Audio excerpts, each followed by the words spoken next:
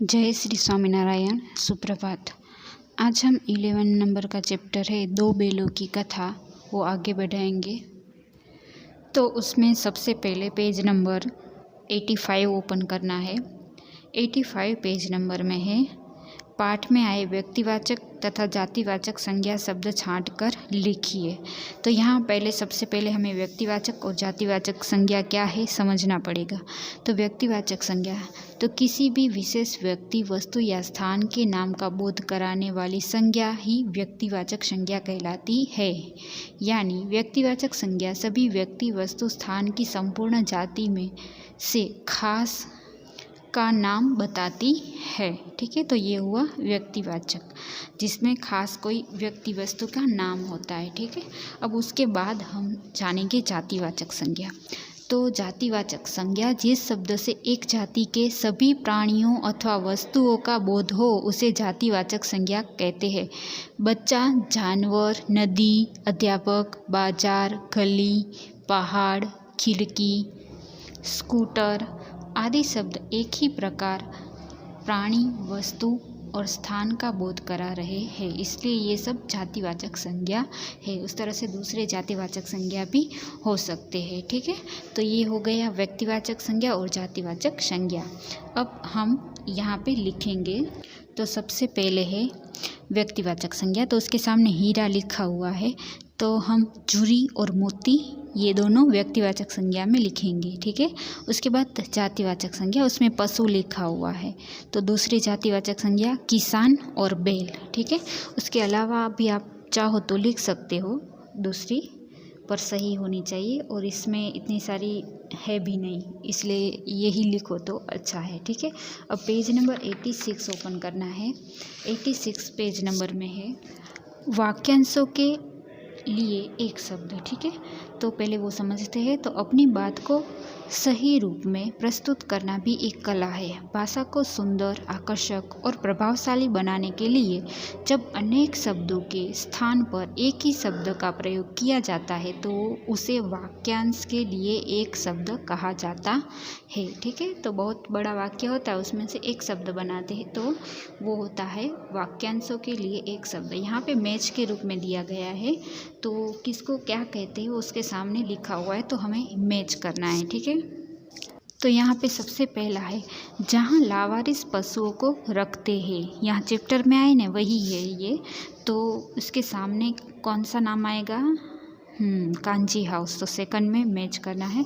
उसके बाद है जहाँ फसलें उगाई जाती है, फसल उगती है, वहाँ उसको क्या कहेंगे? खेत, तो यहाँ खेत में जाने देना है, मैच करना है। उसके बाद है जिस औजार से खेत जोता जाता है उसको क्या कहेंगे? हल, तो हल में जाने देना है, मैच करना है। उसके बाद है जो व्यक्ति व्यापार करता हो उसे क्या कहेंगे? व्यापारी। इजी है ना ये? उसके बाद लास्ट है पशुओं को चारा दिया जाने वाला पात्र, ये भी आया था ना चैप्टर में, क्या आएगा? नांद। ठीक है, तो यहाँ पे ये आपको पेंसिल से मैच करने हैं। अब उसके नीचे है बहुवचन। बहुवचन शब्द के जिस रूप से एक से अधिक व्यक्ति या वस्तु होने का ज्ञान हो उसे बहुवचन कहते हैं। मतलब एक से ज़्यादा हो वस्तु, दो या दो से ज़्यादा, ऐसे तो वो बहुवचन में आता है। एक जब तक चीज़ या वस्तु हो तो तब तक एक वचन होता है। ठीक है, तो यहाँ एक वचन में लिखा है, सामने हमें बहुवचन में लिखना है। ठीक है, तो इसमें सबसे पहला है रोटी, तो सामने लिखा हुआ है रोटियाँ, मतलब दो से ज़्यादा हो, दो या दो से ज़्यादा तो रोटियाँ हो जाएगा। उसके बाद है रस्सी, तो रस्सियाँ, इसमें सब में दीर्घ होता है ना, तो जब वो बहुवचन में आता है ना तो वो रस्व हो जाता है। मतलब आगे से देखो रोटी पीछे से है मात्रा, तो जब बहुवचन में आएगा ना तो रस्व से दीर्घ से रस्व हो जाएगा। उसी तरह से रस्सी दीर्घ से रस्व हो जाएगा, मतलब यहाँ पीछे से होगा और यहाँ आगे से आ जाएगा। ठीक है, ये एक वचन बहुवचन में नियम है। लड़की तो लड़कियाँ, इसमें भी है। हड्डी तो हड्डियाँ, इसमें भी। और घोड़ा तो घोड़ियाँ, तो सभी में यहाँ ई की मात्रा पीछे से है और यहाँ पे आके आगे से हो जाएगा, मतलब दीर्घ होगा और बहुवचन में आके रस्व हो जाएगा। ठीक है, अब उसके बाद है मुहावरे। तो मुहावरे अरबी भाषा का शब्द है जिसका शाब्दिक अर्थ अभ्यास करना होता है। जो शब्द अपने साधारण अर्थ को छोड़कर विशेष अर्थ को व्यक्त करते हैं, हिंदी में ऐसे वाक्यांश को मुहावरा कहा जाता है।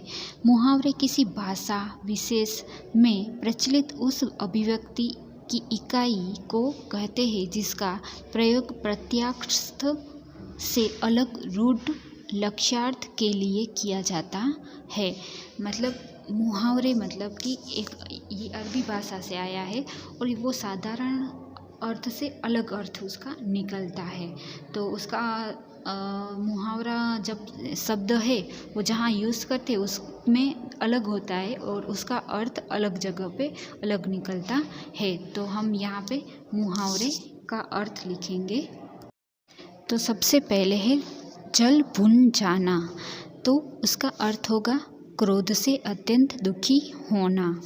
उसके बाद है आव देखा न ताव, तो उसका अर्थ आएगा किसी काम को बिना सोचे विचार करना। उसके बाद है होश उड़ जाना, तो सामने आएगा घबरा जाना या डर जाना। ठीक है, तो यहाँ पे हम होश उड़ जाना जब यूज़ करते हैं तो सच में उसके होश नहीं उड़ जाते हैं पर वो घबरा जाता है। तो यहाँ पे हम कहाँ यूज़ करें वो शब्द और उसका मीनिंग क्या होता है उसके अर्थ से मुहावरा बनता है। ठीक है, चलो अभी आगे करेंगे। तो पेज नंबर 87 ओपन कर, उसमें कल्पना है। स्वयं को हीरा या मोती मानकर अपने बारे में एक अनुच्छेद लिखिए। बताइए कि आपके साथ क्या हुआ और आप कैसे बचकर निकले। तो यहाँ पे आपको आपके जितनी ही छोटी सी एक अनुच्छेद लिखना है, छोटा सा, और इसमें आपको हीरा और मोती मान कर लिखना है। तो सबका अलग अलग होगा, इसलिए आप अपने तरीके से यहाँ छोटा सा अनुच्छेद मतलब पैराग्राफ लिखेंगे पेंसिल से। ठीक है, उसके बाद नीचे है कार्यकलाप में, उसमें हम डायरेक्ट 3rd नंबर पे जाएंगे।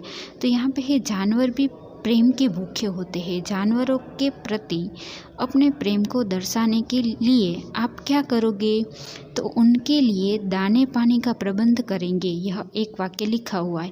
उसी तरह से दूसरे आपको लिखने हैं कि दूसरा आप क्या क्या करोगे। जैसे यहाँ पे छोटी बच्ची ने किया ना, तो उसने आपके पास ऐसे जानवर हो तो आप दूसरा क्या क्या करोगी, तो यहाँ पे वो लिखना है। ठीक है, ये भी पेंसिल से अच्छी तरह से लिखना है। 4 वाक्य होंगे। ठीक है, तो आज का आपका होमवर्क, तो इंडेक्स में आज की डेट लिखकर लिखना है, जोड़ मिलाइए और फिर ये मैच है वो होमवर्क सेक्शन में मतलब पीछे के सेक्शन में लिखना है। ठीक है, तो ये आपका होमवर्क हो गया और ये दोनों आपको CW में आगे के सेक्शन में लिखना है। हेडिंग यही डालनी है बहुवचन वाला और नीचे मुहावरे। ठीक है, ये 1 टाइम CW में लिखना है। तो आपका ये होमवर्क और CW दोनों हो गया।